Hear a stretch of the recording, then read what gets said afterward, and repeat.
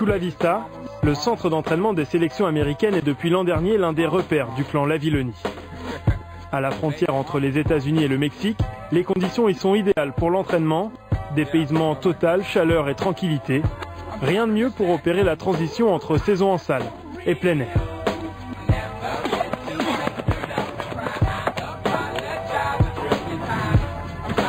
Entre deux séances, c'est sur la piste que la star de l'athlétisme français nous reçoit pour se confier sur sa saison à venir, son statut de leader et le saut à la perche, tout simplement.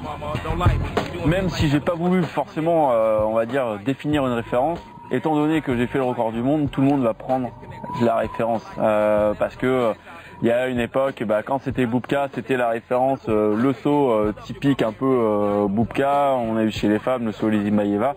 Enfin voilà, on a tendance à faire la référence avec le meilleur.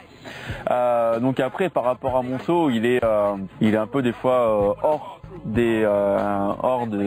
du commun, dans le sens où je suis capable d'être très rapide et aussi de transmettre l'énergie, surtout de pas la perdre et de faire un vrai saut en fait. Ce qui est tout bête, mais quand on parle de saut à la perche, il y a le mot saut et quand on regarde beaucoup de perchistes, on voit qu'il n'y a pas de saut en fait, il n'y a pas de décollage, on vient planter la perche et après ils font la partie aérienne et moi je suis un des rares où je mets une vraie impulsion et où du coup je quitte le sol avec la perche. Et je pense que ça c'est une des caractéristiques qui est les plus probantes.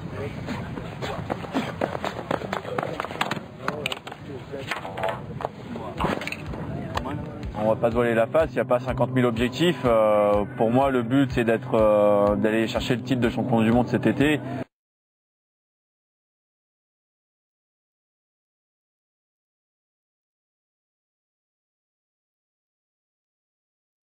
Tous les concours, donc voilà, c'est des gros challenges, mais c'est quelque chose qui me va bien quoi. Là où je serai en condition de vraie compétition sera à Eugene, puis ensuite voilà, j'ai tout le circuit Diamond League, les championnats de France et puis les championnats du monde, ça va aller très vite quoi. Donc une saison qui est, je dirais dans l'ensemble calquée sur les saisons précédentes. Depuis ses débuts au haut niveau, c'est une marque de fabrique. À l'entraînement, le Français enchaîne les sauts, souvent jusqu'à l'épuisement.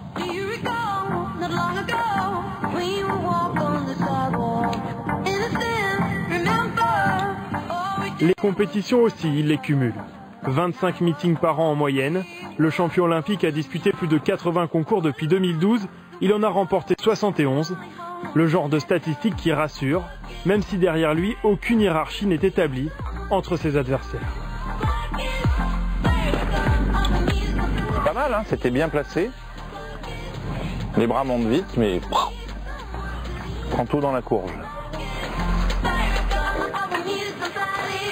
Je fais une discipline qui est aléatoire, qui est jamais écrite d'avance. C'est pour ça que je mets de l'importance à être le plus assidu possible sur mes séances, sur les compétitions pour prendre le maximum de repères.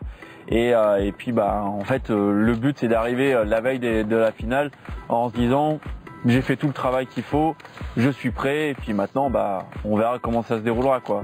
Le but c'est de lever toutes les incertitudes pour se sentir prêt comme j'ai réussi à le faire cet hiver quoi.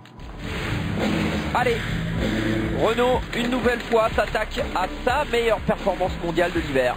Allez, c'est parti pour Renaud Lavillenie. 6m02 pour la meilleure performance mondiale de l'année. Ça passe au premier essai. 6m02, il est chaud, il a des jambes. Et maintenant, objectif record du monde. 6m17 pour Renaud Lavillenie.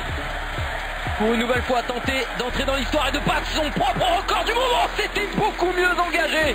Malheureusement, ça ne passe pas, mais c'est le mieux engagé des trois. Tenter de s'envoler au-delà de 6,16 m n'a plus grand-chose d'extraordinaire pour l'héritier de Boubka. Quoi qu'il arrive, le 15 février 2014 aura marqué le tournant de sa carrière et l'histoire de la discipline. Depuis, il surfe à la perfection cette vague gigantesque. J'ai bien vu depuis le record, il y a eu une belle évolution.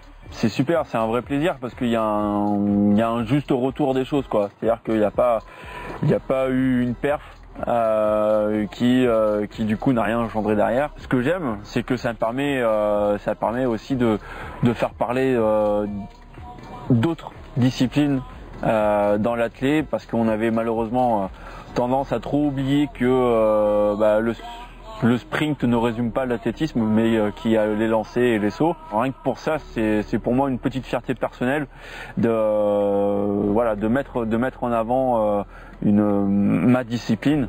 Et du coup de mettre en avant aussi je dirais le côté différent du monde de l'athlé, parce que on a tous les gabarits, tous les profils, et au final on est tout le temps réunis au sein d'une même enceinte, quoi. Les phénomènes attisent la curiosité. Très sollicité par les organisateurs de meetings, le perchiste se fait de plus en plus discret dans les médias, en dehors des compétitions. Pour communiquer, Renaud Lavillenie préfère son avatar R Lavillenie, omniprésent sur les réseaux sociaux. 64 000 abonnés sur Twitter, 250 000 sur Facebook, 45 000 sur Instagram. Il faut faire comprendre aux gens que je peux pas passer mon temps avec les médias, parce que si je passe mon temps avec les médias, et après, pour tout ce qui est réseaux sociaux, c'est moi qui fais toute la communication. Il n'y a personne qui va parler pour moi par rapport à cela. Donc ça me permet de maîtriser ce que je veux que les gens sachent, ou ce que je veux qu'ils ne sachent pas sur moi. Actuellement, c'est un très bon moyen pour tenir informés les gens, et je veux dire, moi j'utilise ce moyen pour m'informer des autres, et je sais que j'apprécie énormément quand c'est la personne en elle-même qui donne les vraies infos, qui tient un jour. On sent que il y a quelque chose de concret, de sincère qui est derrière, quoi.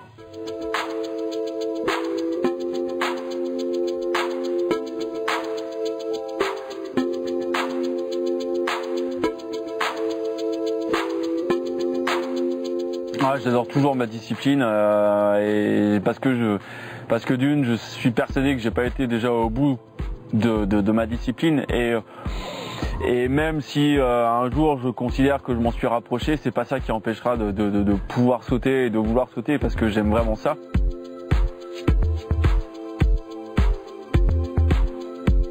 Dire j'ai pas choisi ça parce que je suis bon. Je dirais à l'inverse de beaucoup beaucoup, du moins de certains grands champions.